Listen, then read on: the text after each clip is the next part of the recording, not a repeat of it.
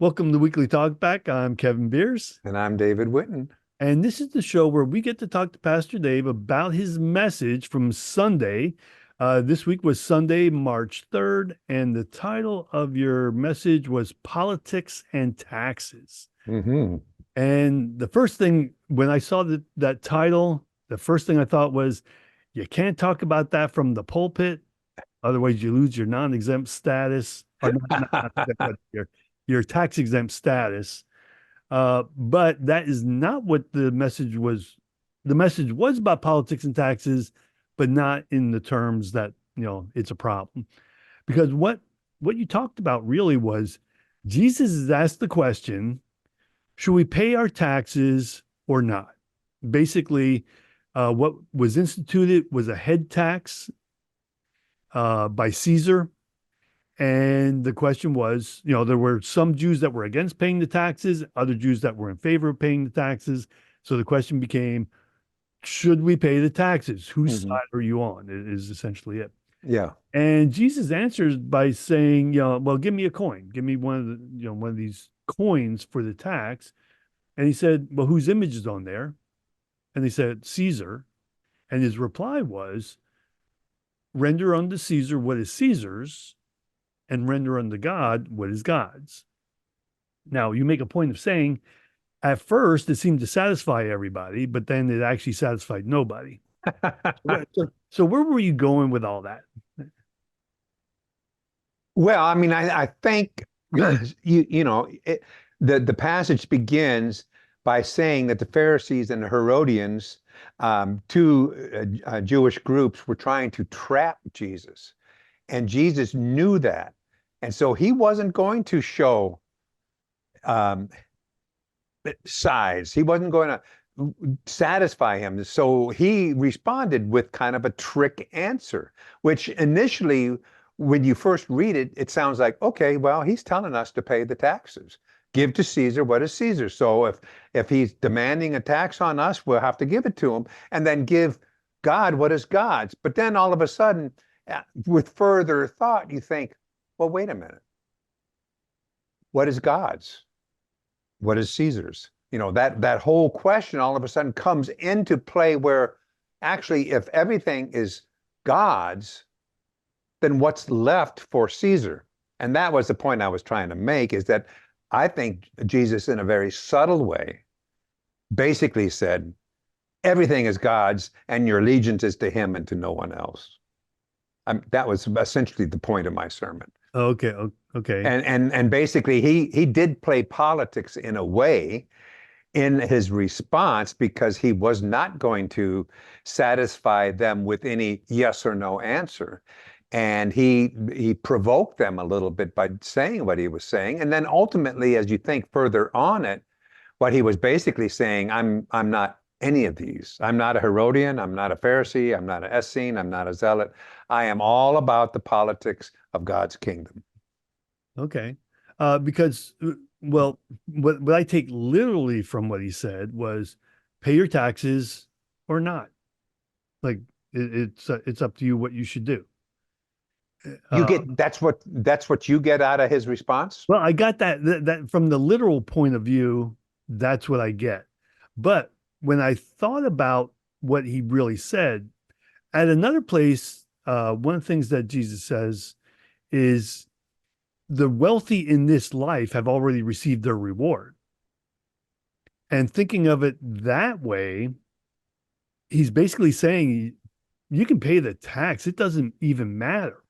That is that, you're talking semantics here. The tax is just a worldly thing. It doesn't even matter. Hmm. So pay it or don't. Yeah. So I still go back to the literal idea that I got from it, but he's really saying it doesn't matter. The wealthy in this life receive the reward. Caesar's the wealthy guy. Give him do whatever. Hmm. So Yeah. I didn't pick up on that myself. I didn't catch that pay your taxes or don't pay your taxes. I got the feeling was he was actually responding in kind of a tricky way, basically saying, you know, Caesar doesn't own anything. he doesn't owe you don't owe your allegiance to him, nor do you owe any taxes to him, because everything is God's and everything belongs to God.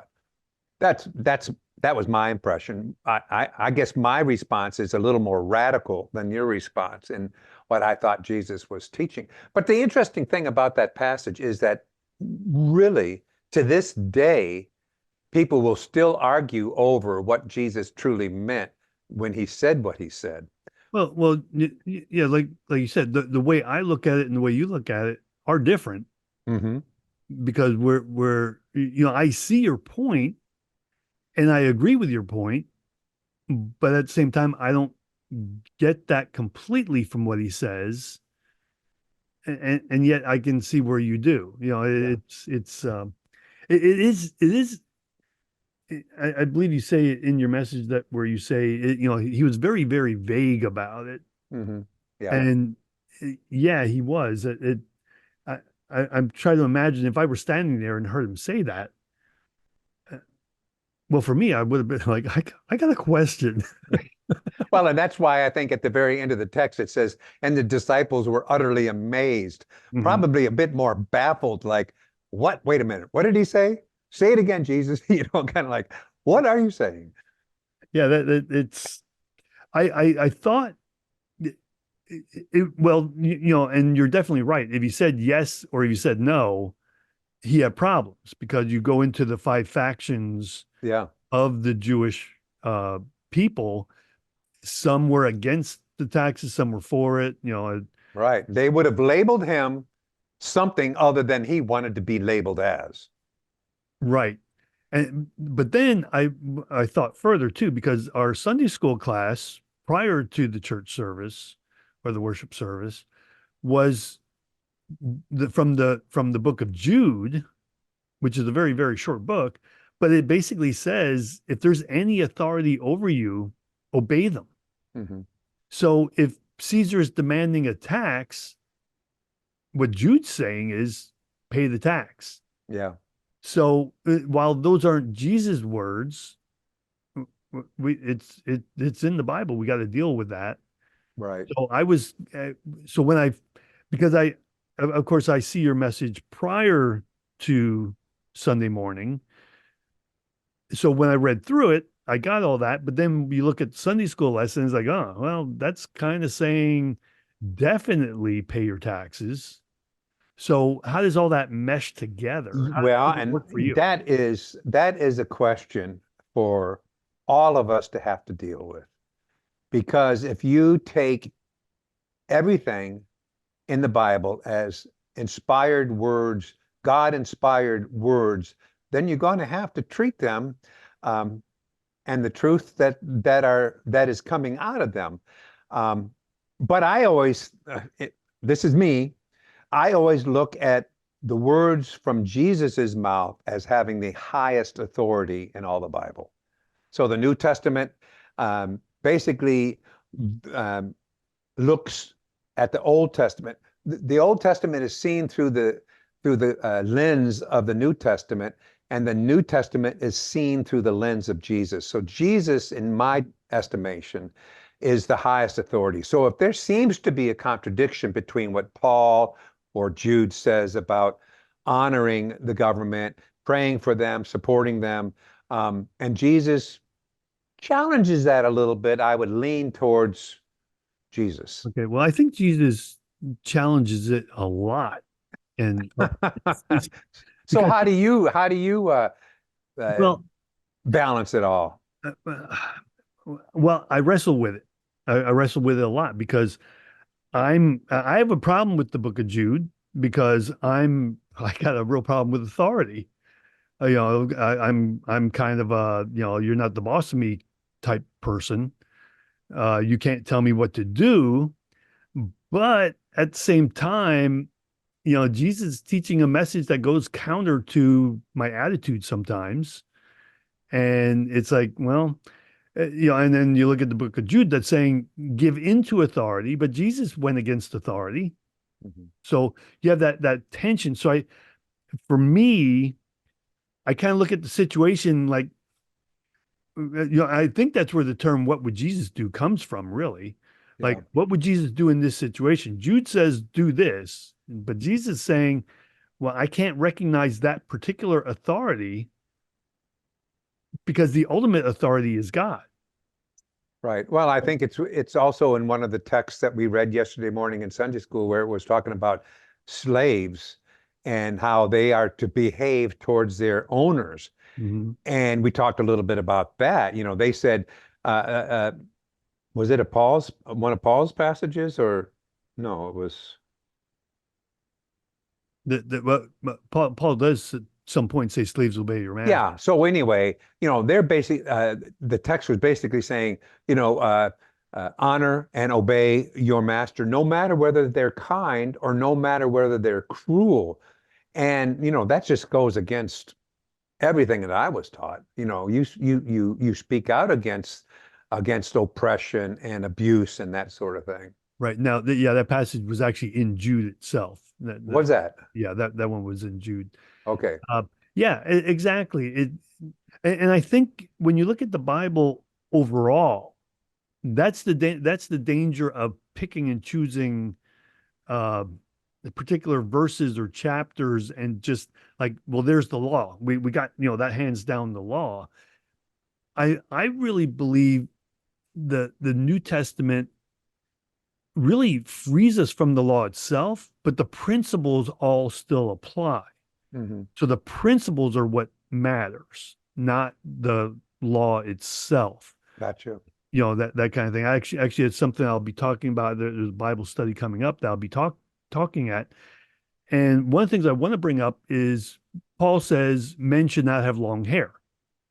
Well, let's look at the context where he was writing to Corinth, the church in Corinth, and what men with long hair were male prostitutes. That's how they were identified. You could identify a male prostitute by the fact that he had long hair. And he's Okay. saying to the people in the church of Corinth, don't have long hair. You'll be identified with this other group, and that is going to harm your message. Right. So he wasn't saying I lay down the law that all men should never have long hair.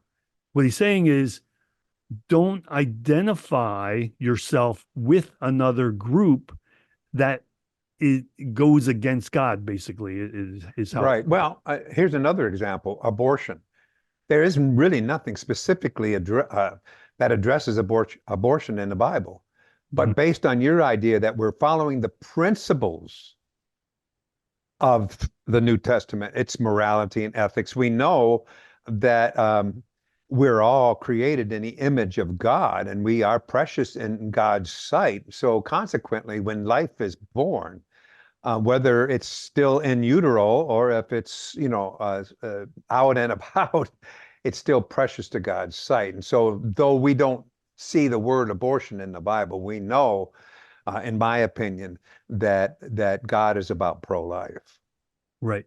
And yeah, for me, I mean, because there's a law that you don't work on Sundays ever. But Jesus comes back and says, well, you know what? If you have an ox, which is a vital, vital tool for farming, if your ox falls in a ditch, you're going to work on Sunday and get that ox out of the ditch. Actually, and aren't you grateful for the people who work in the hospital on Sundays in case you have an accident on Sundays and need medical attention? Right. Jesus was just pointing out, yes, the principle of a Sabbath rest is so incredibly important. However, there can be exceptions to every rule. Sure. The principle still is true. So yes, don't work 7 days a week, that sort of thing. But there are times where, the fact that there needs to be a Sabbath rest, but but life happens Right. and we still have to deal with life. Just make sure that your highest priority is on the principles that God's handing down.